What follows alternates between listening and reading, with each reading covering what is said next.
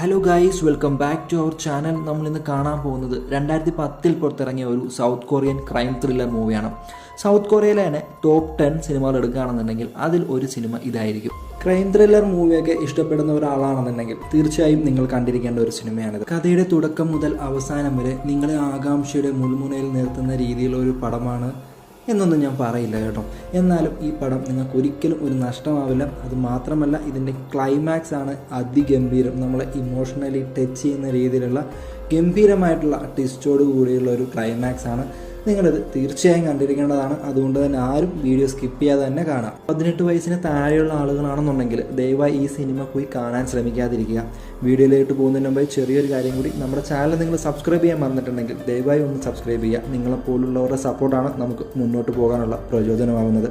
അപ്പോൾ നമുക്ക് വീഡിയോയിലോട്ട് പോകാം. കഥയുടെ തുടക്കത്തിൽ നമ്മളെ കാണിക്കുന്നത് അതിരാവിലെ നദിക്കരയിൽ ഫോട്ടോ എടുത്ത് നടക്കുന്ന 2 ഫോട്ടോഗ്രാഫേഴ്സിനെയാണ്. അവരങ്ങനെ നടന്നു പോകുമ്പോഴാണ് കൂട്ടത്തിലുള്ള ഒരാൾ എന്തിലോ കാല് തട്ടി താഴെ വീഴുന്നത്. അയാൾ വീണ് എഴുന്നേക്കാൻ ശ്രമിക്കുമ്പോഴാണ് എന്തോ കണ്ട് അയാൾ ഭയപ്പെടുകയാണ്. അയാളുടെ അടുത്ത് ഓടി വന്ന കൂട്ടത്തിലുള്ള മറ്റേ ആളും അത് തന്നെ കണ്ട് ഭയപ്പെടുകയാണ്. അവരെന്താണ് കാണുന്നതെന്ന് നമ്മളെ കാണിക്കുന്നില്ല കേട്ടോ. അവിടെ നിന്ന് കട്ട് ചെയ്ത് നമ്മുടെ കഥയുടെ ടൈറ്റിൽ കാണിക്കുകയാണ്, നോ മേഴ്സി. അതിനുശേഷം നമ്മളെ കാണിക്കുന്നത് നമ്മുടെ കഥയിലെ നായകനായ കാങ്ങിനെയാണ്. കാങ് ഒരു പോലീസ് സർജനാണ്, അതായത് പോലീസ് ഡെഡ് ബോഡീസ് ഒക്കെ പോസ്റ്റ്മോർട്ടം ചെയ്യുന്ന ഒരു ഡോക്ടറാണ്. കാങ് പുതിയതായിട്ട് ജോയിൻ ചെയ്ത പോലീസുകാർക്ക് ക്ലാസ് എടുത്തുകൊണ്ടിരിക്കുകയാണ്. ഒരു ഡെഡ് ബോഡി കിട്ടിയാൽ അതിൽ നിന്ന് എങ്ങനെ തെളിവുകൾ ഉണ്ടാകാം, ആ ഡെഡ് ബോഡിയുടെ മരണകാരണം എന്താണെന്നൊക്കെ നമുക്ക് എങ്ങനെ കണ്ടുപിടിക്കാം എന്നതിനെ കുറിച്ചൊക്കെയാണ് കാങ് സംസാരിക്കുന്നത്. ക്ലാസ് എല്ലാം കഴിഞ്ഞ് കാങ് പുറത്തോട്ട് വരികയാണ്. പുറത്തോട്ട് വരുമ്പോൾ കാങ് തൻ്റെ ഒരു സുഹൃത്തിനെ കാണുകയാണ്. അവരായിട്ട് അങ്ങനെ സംസാരിക്കുന്ന കൂട്ടത്തിൽ കാങ് പറയുന്നുണ്ട്, ഈ ലൈഫ് ഞാൻ മടുത്തു, എപ്പോഴും പോലീസുകാരും ഡെഡ് ബോഡികളും മാത്രം. ഇനിയുള്ള എൻ്റെ ജീവിതം എൻ്റെ മോൾക്ക് വേണ്ടിയിട്ട് ഞാൻ മാറ്റിവെക്കാൻ പോവുകയാണ്. ഒരുപാട് നാൾക്ക് ശേഷം അവൾ എൻ്റെ അടുത്തോട്ട് വരികയാണ് എന്ന് പറയുന്നു. അപ്പോഴാണ് സുഹൃത്ത് ചോദിക്കുന്നത്, അവൾ ഇന്നല്ലേ വരുന്നതെന്ന് പറഞ്ഞത്. അപ്പോൾ കാങ് പറയുന്നുണ്ട്, ഇന്നായിരുന്നു വരുന്നതെന്ന് പറഞ്ഞത്, എന്നാൽ എന്തോ കാരണം കൊണ്ട് ഇനി 2-3 ദിവസം കഴിഞ്ഞിട്ട് അവൾ വരുവുള്ളൂ എന്ന് പറഞ്ഞെന്ന് പറയുന്നു. അങ്ങനെ സംസാരിച്ചുകൊണ്ടിരിക്കുമ്പോഴാണ് കോങ്ങിന് ഒരു കോൾ വരുന്നത്. കോങ് ആ കോൾ അറ്റൻഡ് ചെയ്യുന്നു. എന്നിട്ട് വിളിച്ച ആളുകളോട് ഞാനിപ്പോൾ വരാമെന്ന് മറുപടി പറയുകയാണ്. അവിടെ നിന്ന് കട്ട് ചെയ്ത് നമ്മളെ പിന്നെ കാണിക്കുന്നത് കഥയുടെ തുടക്കത്തിൽ നമ്മൾ കണ്ട ആ നദിക്കരയാണ്. അവിടെ കിടന്ന് ഒരു പെൺകുട്ടിയുടെ ഡെഡ് ബോഡി കിട്ടിയിരിക്കുന്നു. ആ ഡെഡ് ബോഡി അനലൈസ് ചെയ്ത് അതിൻ്റെ കാര്യങ്ങളൊക്കെ പറയാൻ വേണ്ടി അവിടെയുള്ള പോലീസുകാരാണ് കാങ്ങിനെ വിളിച്ചിരിക്കുന്നത്. ഡെഡ് ബോഡി കിടക്കുന്ന സ്ഥലത്തേക്ക് ആളുകളെയും പ്രസ്സിനെയും ഒന്നും കയറ്റി വിടാതിരിക്കാൻ വേണ്ടിയിട്ട് അവിടെ ടേപ്പ് വലിച്ചു കെട്ടുന്ന ഒരു ലേഡി പോലീസിനെ നമ്മളെ കാണിക്കുന്നുണ്ട്. ആ ലേഡി പോലീസിൻ്റെ പേരാണ് മിൻ. മിന്നാണ് നമ്മുടെ കഥയുടെ നായിക. മിന്നിനെ നമുക്കൊന്ന് മലയാളീകരിച്ച് മിന്നു എന്ന് വിളിക്കാം കേട്ടോ. മിന്നു ഭയങ്കര ഇൻ്റലിജൻ്റ് ആയിട്ടുള്ള ഒരു കുട്ടിയാണ്. എന്നാലും മിന്നു ഒരു ന്യൂ ജോയിനിങ് ആയതുകൊണ്ട് തന്നെ അവിടെയുള്ള പോലീസുകാർ ഒരു പരിഗണനയൊന്നും കൊടുക്കാതെയാണ് നടത്തുന്നത്. ഇതേപോലുള്ള ടേപ്പ് വലിച്ച് കെട്ടുക, ചായ മേടിച്ചുകൊണ്ട് വരിക, അങ്ങനെയുള്ള ജോലിയൊക്കെ മിന്നിനെ കൊണ്ട് ചെയ്യിപ്പിക്കുകയുള്ളൂ. അങ്ങനെ മിന്നു തൻ്റെ ജോലികളൊക്കെ ഇഷ്ടമല്ലെങ്കിൽ പോലും തൻ്റെ ജോലികളൊക്കെ മിന്നുവിനെ ചെയ്തുകൊണ്ടിരിക്കുകയാണ്. ആളുകളൊക്കെ നീങ്ങിക്കാനൊക്കെ പറയുന്നുണ്ടെങ്കിൽ പോലും മിന്നുവിനെ ആരും മൈൻഡ് ചെയ്യുന്നില്ല. അങ്ങനെ അവരുമായിട്ട് സംസാരിച്ചുകൊണ്ടിരിക്കുന്ന സമയത്താണ് മിന്നു അവിടെ താഴത്ത് കുറേ ഫുട് പ്രിൻ്റുകൾ ശ്രദ്ധിക്കുന്നത്. അത് കണ്ടപാടെ മിന്നു തൻ്റെ കയ്യിലെ ക്യാമറ ഉപയോഗിച്ചിട്ട് അതിൻ്റെ ഫോട്ടോ എടുത്തുകൊണ്ടിരിക്കുകയാണ്. മിന്നു അങ്ങനെ ഫോട്ടോ എടുത്തുകൊണ്ടിരിക്കുമ്പോഴാണ് അവിടേക്ക് ഒരാൾ നടന്നു പോകുന്നത് മിന്നു കാണുന്നത്. അപ്പോൾ മിന്നു ചാടി എഴുന്നേറ്റിട്ട് തന്നോടെല്ലോടോ പറഞ്ഞത് ഇതിൻ്റെ അതൊന്നും കയറാൻ പാടില്ല എന്ന് പറഞ്ഞിട്ട് അയാളെ പിടിച്ച് തള്ളി താഴത്തോട്ട് ഇടുകയാണ്. അയാൾ വീണതിന് ശേഷമാണ് മിന്നു ശ്രദ്ധിക്കുന്നത് അത് കാമായിരുന്നു. കാമിനെ കണ്ടപാടെ മിന്നുവിന് മനസ്സിലാകുന്നുണ്ട് കാര്യം. കാം മിന്നുവിന് മുമ്പ് ട്രെയിനിങ്ങിന് സമയത്തൊക്കെ ക്ലാസ് എടുത്തിട്ടുണ്ട്. അപ്പോൾ തന്നെ കാമിനെ പിടിച്ചെഴുന്നേപ്പിച്ച് സോറിയൊക്കെ പറയുന്നുണ്ട്. കാമിനും മിന്നുവിനെ മനസ്സിലാകുന്നുണ്ട് കാര്യം. അന്നൊക്കെ തന്നെ മിന്നു എപ്പോഴും ഭയങ്കരമായി ക്വസ്റ്റ്യനും സംശയങ്ങളൊക്കെ ചോദിച്ചുകൊണ്ടിരിക്കുന്ന ഒരു പെണ്ണായിരുന്നു. ഇവർ സംസാരിച്ച് നിൽക്കുന്നതിൻ്റെ ഇടത്തോട്ട് കുറച്ച് പോലീസുകാർ വരികയാണ്. അതിൽ കൂട്ടത്തിലൊരു ചൊറിയൻ പോലീസ് ഉണ്ട്. പുള്ളിക്കാരൻ വന്നിട്ട് നമ്മുടെ മിന്നുവിനെ ഭയങ്കരമായിട്ട് വഴക്കൊക്കെ പറയുന്നുണ്ട്. അതിനുശേഷം അവർ ആ ഡെഡ് ബോഡിയുടെ അടുത്തോട്ട് പോവുകയാണ്. അപ്പോഴാണ് ആ ഡെഡ് ബോഡി നമ്മളെ മുഴുവനായിട്ട് കാണിക്കുന്നത്. ആ ഡെഡ് ബോഡി 6 പീസായി മുറിച്ച് വെച്ചിരിക്കുകയാണ്. തല, 2 കൈ, 2 കാല്, ഉടൽ അങ്ങനെ വെവ്വേറെയായിട്ട്. എന്നാൽ ആ പെൺകുട്ടിയുടെ ഒരു കൈ അവിടെ മിസ്സിങ് ആയിരുന്നു. അതിനുശേഷം ആ ഡെഡ് ബോഡി കൊണ്ട് കാങ്ങിൻ്റെ ലബോറട്ടറിയിലോട്ട് പോവുകയാണ്. അവിടെ വെച്ച് നമ്മുടെ ചൊറിയൻ പോലീസ് പറയുന്നുണ്ട്, ഇവളുടെ പേര് ഒയൂണെന്നാണ്, ഇവൾ ബാറിൽ ജോലി ചെയ്യുന്നൊരു പെൺകുട്ടിയാണ്, ഇവളെ കാണാനില്ല എന്ന് പറഞ്ഞൊരു കംപ്ലൈൻറ്റ് രജിസ്റ്റർ ചെയ്തിട്ടുണ്ടെന്നൊക്കെ പറയുന്നുണ്ട്. കാങ് ആ ഡെഡ് ബോഡിയെ പരിശോധിക്കാൻ പോവുകയാണ്. അതിന് മുമ്പായിട്ട് ആ ഡെഡ് ബോഡിയുടെ ശരീര ഭംഗിയെ വർണ്ണിച്ചൊക്കെ കാങ് സംസാരിക്കുന്നുണ്ട്. അത് കഴിഞ്ഞിട്ട് മിന്നുവിനോട് ചോദിക്കുന്നുണ്ട്, ഈ ഡെഡ് ബോഡിയും അത് കിടക്കുന്ന സ്ഥലവും കണ്ടിട്ട് നിനക്ക് എന്തെങ്കിലും തോന്നുന്നുണ്ടോയെന്ന്. കാര്യം മിന്നുവിന് അത് കേൾക്കുമ്പോൾ തന്നെ നല്ല സന്തോഷമാകുന്നുണ്ട്. കാര്യം ഇതുപോലൊരു പരിഗണന മിന്നുവിന് ആരും കൊടുത്തിട്ടില്ല. മിന്നു പറയുന്നുണ്ട്, ഞാനായിരുന്നെങ്കിലും ഒരിക്കലും ഇതേപോലെ പബ്ലിക്കായിട്ടുള്ള ഒരു പ്ലേസിൽ കൊണ്ടിട്ടില്ല, അത് എത്രയും പെട്ടെന്ന് മറവ് ചെയ്യാനേ ശ്രമിക്കുകയുള്ളൂ. അതുമല്ലാന്നുണ്ടെങ്കിൽ ഈ ശരീരഭാഗങ്ങൾ പല സ്ഥലങ്ങളിലായിട്ട് ഉപേക്ഷിക്കും. അതുകൊണ്ട് തന്നെ ആർക്കും ആരാണെന്ന് കണ്ടുപിടിക്കാൻ പെട്ടെന്ന് സാധിക്കില്ല എന്നൊക്കെ പറയുന്നു. മിന്നു എന്ത് പറഞ്ഞാലും അതിനെ എതിർത്ത് സംസാരിച്ചുകൊണ്ടിരിക്കുകയാണ് നമ്മുടെ ചൊറിയൻ പോലീസ്. അപ്പോൾ ഇത് കാണുന്ന കാങ് അവിടെ നിൽക്കുന്ന പോലീസുകാരെല്ലാം പുറത്തോട്ട് പോകാൻ പറയുന്നു. എന്നിട്ട് മിന്നുവിനെ അവിടെ നിർത്താണ്. അതിനുശേഷം ആ ഡെഡ് ബോഡി കീറി മുറിക്കാൻ തുടങ്ങുകയാണ്. കീറി മുറിച്ച് അതിൻ്റെ ശരീരത്തിൻ്റെ അകത്ത് നിന്ന് ഹൃദയവും കിഡ്നിയെല്ലാം പുറത്തെടുത്ത് മുറിച്ച് പരിശോധിച്ചുകൊണ്ടിരിക്കുകയാണ്. ഇത് കാണുന്ന മിന്നുവിന് നിൽക്കാൻ പറ്റാതെ അവിടെ നിന്ന് ഛർദ്ദിക്കാനായിട്ട് ഓടിപ്പോവുകയാണ്. പരിശോധന എല്ലാം കഴിഞ്ഞു. പോലീസുകാരെ വിളിച്ചിട്ട് കാങ് അതിൻ്റെ റിസൾട്ട് പറഞ്ഞു കൊടുക്കുകയാണ്. നീളമുള്ള ഭാരമുള്ള എന്തോ വസ്തു ഉപയോഗിച്ച് തലയുടെ ഉച്ചിയിൽ അടിച്ചിട്ടാണ് ആ പെൺകുട്ടിയെ കൊന്നിട്ടുള്ളത്. മാരകമായ പരിക്കും ആ തലയുടെ ഉച്ചി ഭാഗത്താണ് ഉള്ളത്. അതുകൊണ്ട് തന്നെ ആ കൊലയാളിക്ക് 6 അടിയോളം ഹൈറ്റ് ഉണ്ടാവും. അടിക്കുന്ന സമയത്ത് ആ പെൺകുട്ടിയെ മുട്ടിൽ നിർത്തിയിട്ടായിരിക്കണം ഇവൻ തലക്കടിച്ച് കൊന്നിട്ടുള്ളത്. അവളുടെ മൂട്ടിൽ നിന്നും വായിൽ നിന്നുമെല്ലാം ഗ്രാനൈറ്റ് കലർന്ന മണ്ണ് ലഭിച്ചിട്ടുണ്ട്. അതുകൊണ്ട് തന്നെ ഈ ഗ്രാനൈറ്റ് ഉള്ള ഭാഗത്ത് എവിടെ വെച്ചിട്ടാണ് ഇവളെ കൊന്നിരിക്കുന്നത്. എന്നാൽ ശരീരത്തിൻ്റെ മറ്റു ഭാഗങ്ങളിലെല്ലാം ഉപ്പിൻ്റെ അംശം വളരെ കൂടുതലാണ്. അതായത് ഇവളെ കൊന്നതിന് ശേഷം കടൽക്കരയിൽ കൊണ്ടിട്ടിട്ടാണ് ശരീരം മുറിച്ചു മാറ്റിയിട്ടുള്ളത്. അതുകൊണ്ട് തന്നെ പെട്ടെന്ന് രക്തം കഴുകി മാറ്റാനൊക്കെ അതായിരിക്കും എളുപ്പം എന്നുള്ളത് കൊണ്ടായിരിക്കണം അത് ചെയ്തിരിക്കുക. ഗ്രാനൈറ്റ് കലർന്ന മണ്ണ് എവിടെയാണ് കാണുന്നതെന്ന് ഒരു പോലീസുകാരൻ ചോദിക്കുന്നുണ്ട്.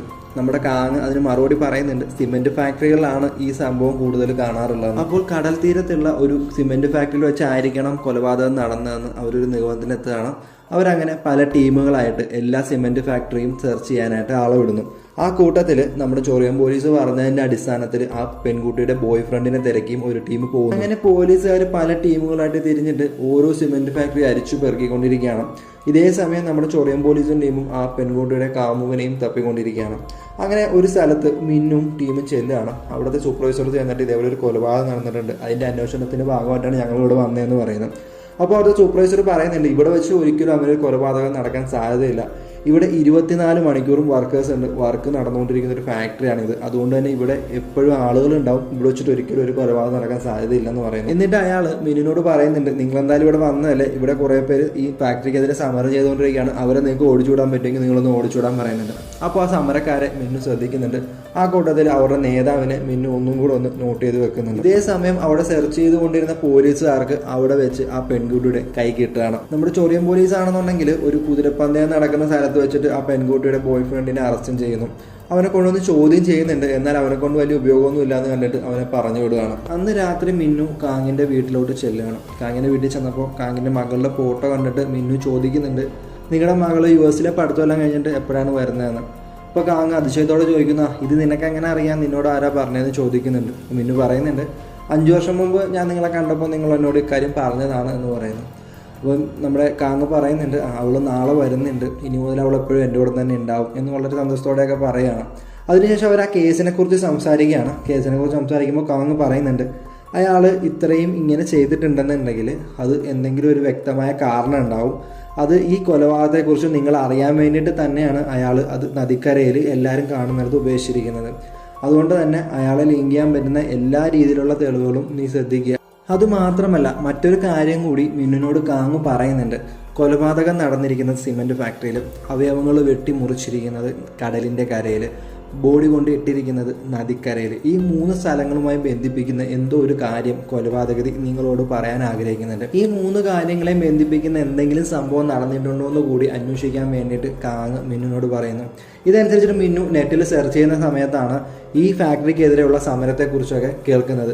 അപ്പോഴാണ് മറ്റൊരു കാര്യം കൂടി മിന്നു ശ്രദ്ധിക്കുന്നത്. ഈ സമരത്തിൻ്റെ നേതാവായ ലീ എന്ന് പറയുന്ന ആൾ എഴുതിയൊരു പുസ്തകം ഐ ലവ് വീനസ് എന്ന് പറയുന്ന ഒരു പുസ്തകത്തെക്കുറിച്ച് കേൾക്കുന്നു. അത് വായിക്കുമ്പോൾ അവർക്ക് കുറച്ച് കാര്യം കൂടി മനസ്സിലാവുകയാണ്.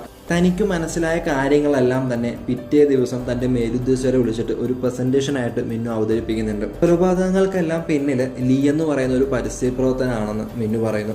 കാരണം ഇതാണ്, അവൻ എഴുതിയൊരു പുസ്തകത്തിൽ വീനസ് നദീനെ മനുഷ്യ ശരീരത്തിൽ ഉപയോഗിച്ചിട്ടാണ് പറയുന്നത്. ആ നദിയെ പല കാര്യങ്ങൾക്കായിട്ട് ഗവൺമെൻറ് വെട്ടിമുറിച്ച് പല ഭാഗങ്ങളാക്കിയിരുന്നു. അതേ രീതിയിൽ തന്നെയാണ് ഇപ്പോൾ അവൻ കൊലപാതകം നടത്തിയിരിക്കുന്നത്. മാത്രമല്ല ലീയുടെ ചെറുപ്പകാലത്തിൽ തന്നെ ലീ പോളിയോ ബാധിതനായതുകൊണ്ട് തന്നെ ലീയുടെ ഒരു കാലിന് സ്വാധീനക്കുറവുണ്ട്. ഈ ഒരു കാൽപ്പാടുകളും അന്ന് ക്രൈം സ്പോട്ടിൽ നിന്ന് കണ്ട കാൽപ്പാടുകളുമായിട്ട് ഏകദേശം സാമ്യമുണ്ടെന്ന് മിന്നു പറയുന്നു. എന്നാൽ 24 മണിക്കൂറും പ്രവർത്തിച്ചുകൊണ്ടിരിക്കുന്ന ആ ഫാക്ടറിയിൽ വെച്ചിട്ട് എങ്ങനെയാണ് ഇവൻ കൊലപാതകം നടത്തിയിട്ടുണ്ടാവുക എന്ന് മിന്നുവിൻ്റെ ചീഫ് ചോദിക്കുന്നു. അതിന് മിന്നു മറുപടി പറയുന്നത്, ഈ കൊലപാതകം നടന്ന ദിവസം ഫാക്ടറിയിലെ ജീവനക്കാരും അവിടെ സമരം ചെയ്യുന്ന ആളുകളും തമ്മിൽ ഒരു വഴക്ക് നടന്നിട്ടുണ്ടായിരുന്നു. ആ സംഘടനം ഏകദേശം 20 മിനിറ്റോളം നീണ്ടു നിന്നിരുന്നു. ഈ ഒരു സമയം കൊണ്ട് തന്നെ അവൻ ആ കൃത്യം നടത്തിയിരിക്കാമെന്ന് മിന്നു പറയുന്നു.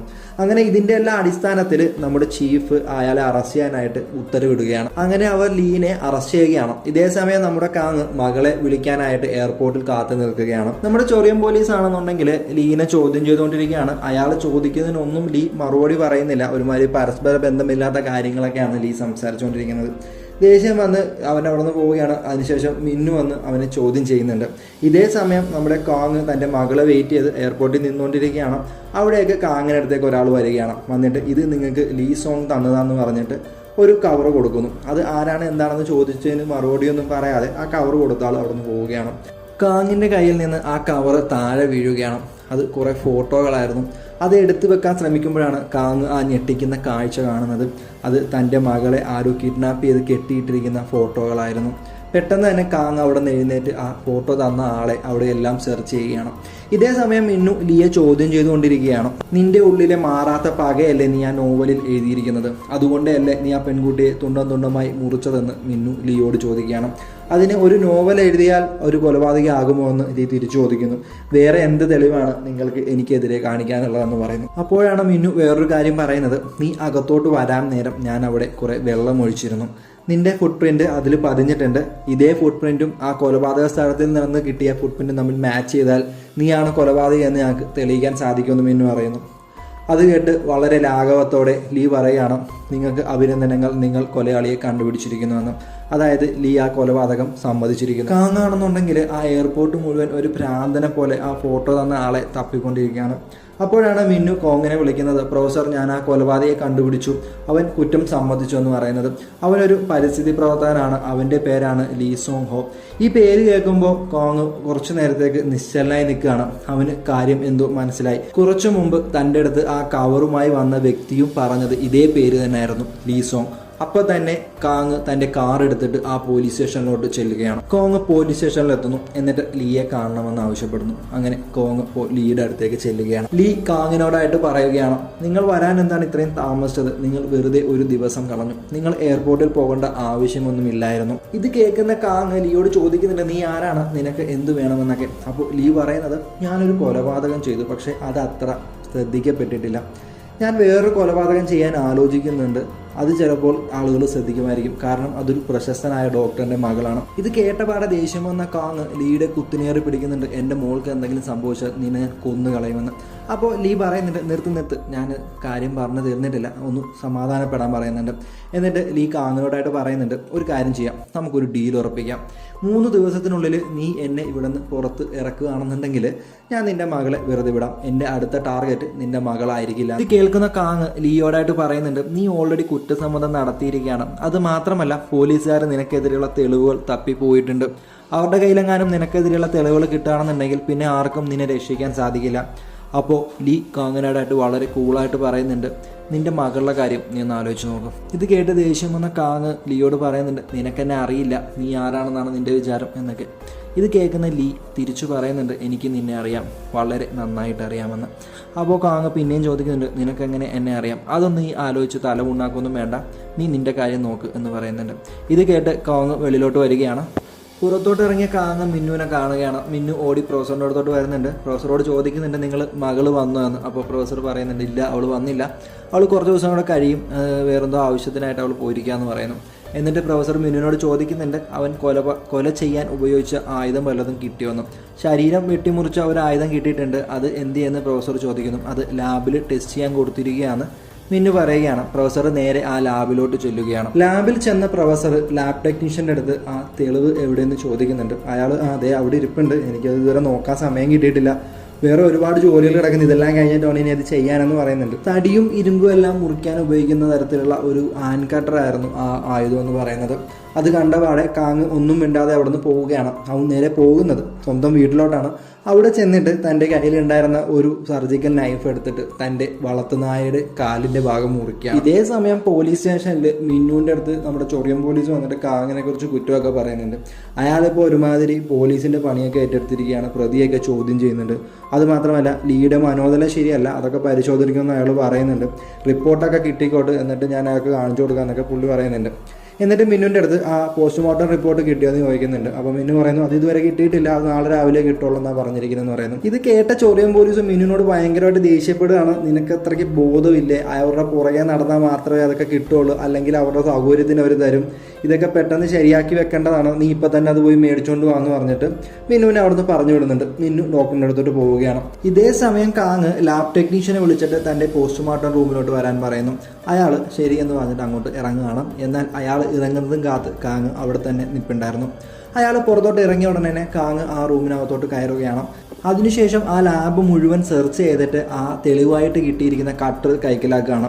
എന്നിട്ട് അതൊരു ആസിഡിൽ മുക്കിയിട്ട് അതിൻ്റെ അകത്ത് ഉണ്ടായിരുന്ന രക്തക്കറയെല്ലാം കളയുകയാണ്. അതിനുശേഷം തൻ്റെ കയ്യിൽ സൂക്ഷിച്ചു വെച്ചിരുന്ന തൻ്റെ പട്ടിയുടെ രക്തം അതിൽ തേച്ചു പിടിപ്പിക്കുകയാണ്. ഇതേ സമയം ഇന്നു പോസ്റ്റ്മോർട്ടം റൂമിലെത്തിയിരുന്നു. അവിടെ നിൽക്കുന്ന ലാബ് ടെക്നീഷ്യനെ കണ്ടിട്ട് നിങ്ങളെന്താ ഇവിടെ എന്ന് ചോദിക്കുന്നു. അതിന് അയാൾ പറയുന്നു എന്നെ ഡോക്ടർ കാങ് വിളിച്ചിട്ടാണ് ഞാനിവിടെ വന്നിരിക്കുന്നത് പറയുന്നു. ഇവർ സംസാരിച്ചുകൊണ്ടിരിക്കുമ്പോൾ അവിടേക്ക് ഓടിക്കെതച്ച് വിയർത്ത് ഡോക്ടർ കാങ് വരികയാണ്. കാങ്ങിനെ കണ്ടപാടെ ലാബ് ടെക്നീഷ്യൻ ചോദിക്കുന്നുണ്ട് നിങ്ങളാകെ വിയർത്തിട്ടിരിക്കുകയാണല്ലോ, എന്ത് പറ്റിയെന്ന് ചോദിക്കുന്നുണ്ട്. അപ്പോൾ കാങ് ലാബ് ടെക്നീഷ്യനോട് വിഷയം മാറ്റാനായിട്ട് ആ തെളിവിലെ രക്തക്കറ പരിശോധിച്ചതിൻ്റെ റിസൾട്ട് കിട്ടിയെന്ന് ചോദിക്കുന്നുണ്ട്. അപ്പോൾ അയാൾ പറയുന്നുണ്ട് അത് ഇതുവരെ ചെയ്തിട്ടില്ല, എനിക്ക് സമയം കിട്ടിയില്ല, ഞാനിപ്പോൾ ചെയ്തുകൊണ്ട് തരാം എന്ന് പറഞ്ഞിട്ട് അയാൾ അവിടെ നിന്ന് പോകുന്നു. അതിനുശേഷം കാങ്ങിനോട് മിന്നു ചോദിക്കുന്നുണ്ട് എന്തുകൊണ്ടാണ് ലീയുടെ മനോനില പരിശോധിക്കണമെന്നൊക്കെ പറഞ്ഞതെന്ന്. അതിന് കാങ് മറുപടി പറയുന്നത് ഒന്ന് നേരെ നടക്കാൻ പോലും പറ്റാത്ത ഒരാൾ എങ്ങനെയാണ് ഒരു കൊലപാതകം ചെയ്യുക എന്ന് വിശ്വസിക്കുക, എനിക്ക് അക്കാര്യത്തിൽ ചെറിയൊരു സംശയമുണ്ട്, എൻ്റെ റിപ്പോർട്ടുകൾ എനിക്ക് ഒന്നും കൂടെ പരിശോധിക്കാനുണ്ട്, അത് ചിലപ്പോൾ അയാളല്ലായിരിക്കും, വേറെ ആരെങ്കിലും ആയിരിക്കും കൊലപാതകി എന്ന് പറയുന്നു. ഇത് കേൾക്കുന്ന മിന്നുവിന് ആകെ കൺഫ്യൂഷൻ ആവുകയാണ്. അതിനുശേഷം കാങ് നേരെ ചെല്ലുന്നത് ലീയുടെ അടുത്തേക്കാണ്. ലീയുടെ അടുത്ത് ചെന്നിട്ട് എനിക്ക് എൻ്റെ മോളുടെ അടുത്ത് സംസാരിക്കണം, അല്ലാതെ ഞാൻ നീ പറയുന്നൊന്നും കേൾക്കില്ല എന്ന് പറയുന്നു. അങ്ങനെ തൻ്റെ കയ്യിലിരിക്കുന്ന ഫോണ് ലീയുടെ നേരെ നീട്ടുകയാണ്. എന്നിട്ട് ലീ ആ ഫോൺ മേടിച്ചിട്ട് ആരെയോ ഫോണിൽ വിളിക്കുന്നു. എന്നിട്ട് അവനോട് പറയുകയാണ് ഇവൻ ഭയങ്കര ശല്യമാണ്, നീ അവളെ അങ്ങ് കൊന്നു കളഞ്ഞേക്കുന്നത്. പെട്ടെന്ന് തന്നെ കാങ് ആ ഫോൺ തട്ടിപ്പറിച്ചിട്ട് എൻ്റെ മോളെ എന്തെങ്കിലും ചെയ്താൽ ഞാൻ നിന്നെ വെറുതെ വിടില്ല എന്നൊക്കെ പറയുന്നുണ്ട്. പക്ഷേ അപ്പോൾ തന്നെ ആ ഫോൺ കട്ടാവുകയാണ്. അതിനുശേഷം കാങ് നേരെ ലീയുടെ അടുത്ത് നിന്ന് ലീനെ കുത്തിന് പിടിച്ച് നല്ല രീതിയിൽ ലീയെ ഇടിക്കുന്നുണ്ട്. ലീയുടെ കഴുത്തിൽ മുറുക്കി പിടിച്ച് കാങ് അങ്ങനെ അമർത്തിക്കൊണ്ടിരിക്കുകയാണ്. അപ്പോഴാണ് കാങ്ങിൻ്റെ ഫോൺ ബെല്ലടിക്കുന്നത്. കാങ് ആ ഫോണെടുത്ത് ചെവി വെക്കുമ്പോൾ അത് അവൻ്റെ മകളുടെ ശബ്ദമായിരുന്നു. അച്ഛ എന്നെ വന്ന് രക്ഷിക്കൂ, അവർ പറയുന്നത് കേൾക്കൂ, അല്ലെങ്കിൽ അവരെന്നെ കൊന്നുകളയെന്നൊക്കെ പറയുന്നു. ഇത് കേൾക്കുന്ന കാങ് വളരെ സങ്കടത്തോടെ മോളെ ഞാൻ നിന്നെ വന്ന് കൂട്ടിക്കൊണ്ട് പോകാം എന്നൊക്കെ പറയുന്നുണ്ട്. പക്ഷേ അപ്പോഴേക്കും ഫോൺ കട്ടായിരുന്നു. അതിനുശേഷം കാങ് ലീയുടെ അടുത്ത് വന്ന് സമാധാനത്തോടെ ഇരുന്ന് സംസാരിക്കുകയാണ്. ലീ കൊല ചെയ്യാൻ ഉപയോഗിച്ചിരിക്കുന്ന ആയുധം എവിടെയാണെന്ന് കാങ് ചോദിക്കുന്നു. എന്നാൽ അത് എനിക്ക് ഓർമ്മയില്ല എന്നാണ് ലീ മറുപടി പറയുന്നത്. നീ സഹകരിച്ചില്ല എന്നുണ്ടെങ്കിൽ എനിക്ക് നിന്നെ സഹായിക്കാൻ പറ്റത്തില്ല, ആ ആയുധം എവിടെ ഉണ്ടെന്ന് പറയൂ, അല്ലാന്നുണ്ടെങ്കിൽ പോലീസുകാർ ആയുധം കണ്ടെത്തുകയാണെന്നുണ്ടെങ്കിൽ ഒന്നും ചെയ്യാൻ സാധിക്കില്ല എന്ന് പറയുന്നു. എന്നാൽ ലീയുടെ ഭാഗത്തു നിന്ന് തൃപ്തികരമായ ഒരു മറുപടിയും അവന് കിട്ടുന്നില്ല. അവസാനം നായകൻ അവിടെ നിന്ന് ഇറങ്ങി പോവുകയാണ്. നായകൻ അവിടെ നിന്ന് നേരെ പോകുന്നത് മരിച്ച ഒയൂൻ്റെ വീട്ടിലോട്ടാണ്. അവിടെ ചെന്ന് ലീയുമായി ബന്ധപ്പെടുന്ന എന്തെങ്കിലും തെളിവ് കിട്ടുമോ എന്ന് അവിടെ എല്ലാം സെർച്ച് ചെയ്ത് നോക്കുന്നുണ്ട്. പക്ഷേ ഒന്നും നായകന് കിട്ടുന്നില്ല. ആകെ അവിടുന്ന് നായകന് കിട്ടുന്നത് ഒരു വിസിറ്റിംഗ് കാർഡാണ്. അതുമാത്രമല്ല അവളുടെ കൊച്ചിയിലത്തെ സ്കൂളിലെ ഒരു ഫോട്ടോ അവൻ കാണുന്നു. അവിടെ നിന്ന് കാങ് നേരെ പോകുന്നത് ആ വിസിറ്റിംഗ് കാർഡിലെ അഡ്രസ്സിലുള്ള ഒയൂൻ്റെ കൂട്ടുകാരുടെ അടുത്തേക്കാണ്. അവളുടെ അടുത്ത് ചെന്നിട്ട് ഒയൂനെ കുറിച്ച് തിരക്കുന്നുണ്ട്. എന്നാൽ അവൾ തിരിച്ച് നിങ്ങൾ പോലീസാണോ എന്നൊക്കെ ചോദിക്കുന്നുണ്ട്. അവളെ കൊണ്ട് മറുപടി പറയിക്കാൻ വേണ്ടിയിട്ട് കാങ് തൻ്റെ കയ്യിലുള്ള കുറച്ച് പണം അവൾക്ക് കൊടുക്കുകയാണ്. അതിനുശേഷം ലീയുടെ ഫോട്ടോ കാണിച്ചിട്ട് ഇവനാണോ അവളുടെ ബോയ് ഫ്രണ്ട് എന്നൊക്കെ ചോദിക്കുന്നുണ്ട്. എന്നാൽ ലീ ആരാണെന്ന് പോലും അവൾക്ക് അറിയില്ലായിരുന്നു. അവൾക്ക് ആകെ അറിയാവുന്നത് ഒയൂൻ്റെ നമ്മൾ കഥയുടെ തുടക്കത്തിൽ പോലീസ് അറസ്റ്റ് ചെയ്ത ഒരു ബോയ് ഫ്രണ്ട് ഉണ്ടല്ലോ, അവനെ മാത്രമേ അവൾക്കും അറിയത്തുള്ളൂ. അങ്ങനെ അതിനുശേഷം അവൻ അവിടുന്ന് പോവുകയാണ്. പിറ്റേ ദിവസം രാവിലെ നമ്മളെ കാണിക്കുന്നത് ലാബിൽ കിടന്നുറങ്ങുന്ന മിന്നുവിനെയാണ്. മിന്നു ആ റിസൾട്ട് കിട്ടാൻ വേണ്ടിയിട്ട് അവിടെ തന്നെ കാത്തു കിടക്കുകയാണ്. അവളുടെ അടുത്തേക്ക് ലാബ് ടെക്നീഷ്യൻ വരുന്നുണ്ട്. പുള്ളിക്കാരൻ വന്നിട്ട് അവളോട് പറയുന്നുണ്ട് നമ്മൾ വിചാരിച്ച പോലല്ല റിസൾട്ട്, അതിൽ രക്തക്കറ ഉണ്ടെങ്കിലും ആ രക്തക്കറ മനുഷ്യൻ്റെതല്ല, അതൊരു പട്ടിയുടെ ആണെന്ന് പറയുന്നു. ഈ ഒരു സംഭവം പോലീസുകാർക്കിടയിൽ ഭയങ്കര ചർച്ചയാവുകയാണ്. അവർക്ക് ലീ തന്നെ ആണോ കൊലപാതകം ചെയ്യുന്നതൊക്കെ ഒരു സംശയമൊക്കെ തുടങ്ങിയിട്ടുണ്ട്. അതുമാത്രമല്ല ലീയുടെ മുഖത്ത് ആരോ ഇടിച്ച് പരിക്ക് പറ്റിച്ചിട്ടുണ്ട്. അത് നമ്മുടെ ചൊറിയൻ പോലീസിൻ്റെ തലക്കിരിക്കുകയാണ്. സത്യത്തിൽ അവനെ ഇടിച്ചിട്ടുള്ളത് കാങ്ങാണ്. അതിനുശേഷം 3 ടീമായിട്ട് തിരിഞ്ഞിട്ട് ഫാക്ടറിയും ലീയുടെ വീടൊക്കെ സെർച്ച് ചെയ്യാൻ വേണ്ടിയിട്ട് അവർ തീരുമാനിക്കുകയാണ്. ആ കൊല്ലാൻ ഉപയോഗിച്ചിരിക്കുന്ന ആയുധം കണ്ടെത്താൻ വേണ്ടിയിട്ടാണ് അവർ പോകുന്നത്. അവരുടെ കൂട്ടത്തിൽ പോകാൻ വേണ്ടിയിട്ട് മിന്നു ഒരുങ്ങുന്നുണ്ട്. പക്ഷെ മിന്നുവിനെ മെയിൻ പോലീസ് പിടിച്ചവിടെ നിർത്തിയിട്ട് കാങ്ങിൻ്റെ അടുത്ത് പോയിട്ട് പോസ്റ്റ്മോർട്ടം റിപ്പോർട്ട് മേടിക്കാൻ പറഞ്ഞു വിടുകയാണ്. ഇതേ സമയം കാങ്ങാണെന്നുണ്ടെങ്കിൽ എല്ലാ ക്ലബിലും കുതിരപ്പന്തയം നടക്കുന്നിടത്ത് ഒയുവിൻ്റെ ആ ബോയ് ഫ്രണ്ടിനെ തപ്പിക്കൊണ്ടിരിക്കുകയാണ്. അപ്പോഴാണ് മിന്നു കാങ്ങിനെ വിളിച്ചിട്ട് പോസ്റ്റ്മോർട്ടം റിപ്പോർട്ട് റെഡിയായെന്ന് ചോദിക്കുന്നത്. അപ്പോൾ കാങ്ങ് പറയുന്നുണ്ട് റെഡിയായിട്ടില്ല, എനിക്ക് തീരെ സുഖമില്ലായിരുന്നു, ഞാൻ ചെയ്തു തരാമെന്ന് പറയുന്നുണ്ട്. അപ്പോൾ മിന്നു വേറൊരു കാര്യം കൂടി പറയുന്നുണ്ട്, പ്രൊഫസർ പറഞ്ഞതാണ് ശരിയെന്ന് തോന്നുന്നു, ആ കട്ടറിൽ ഉണ്ടായിരുന്ന ബ്ലഡ് പട്ടിയുടെയാണ്, മനുഷ്യൻ്റെ അല്ല. ഇപ്പോൾ കൊലപാതകം ചെയ്ത ആ ആയുധം കണ്ടുപിടിക്കാൻ വേണ്ടിയിട്ട് പോലീസ് ഫാക്ടറിയിലും ലീയുടെ വീടൊക്കെ സെർച്ച് ചെയ്യാൻ വേണ്ടി പോയിരിക്കുക എന്ന് പറയുന്നു. ഇത് കേൾക്കുന്ന കാങ് പെട്ടെന്ന് തന്നെ വണ്ടി എടുത്തിട്ട് ലീയുടെ വീട്ടിലോട്ട് പോവുകയാണ്.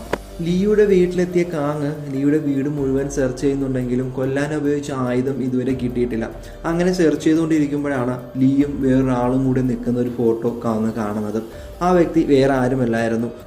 സോറി ഗ്യാസ്, വീഡിയോ നമ്മൾ മാക്സിമം ചുരുക്കി ചെയ്യാൻ ശ്രമിച്ചെങ്കിലും ലെങ്ത് ഒരുപാട് കൂടിപ്പോയി. അതുകൊണ്ട് തന്നെ 2 പാർട്ടായിട്ടാണ് ചെയ്തിരിക്കുന്നത്.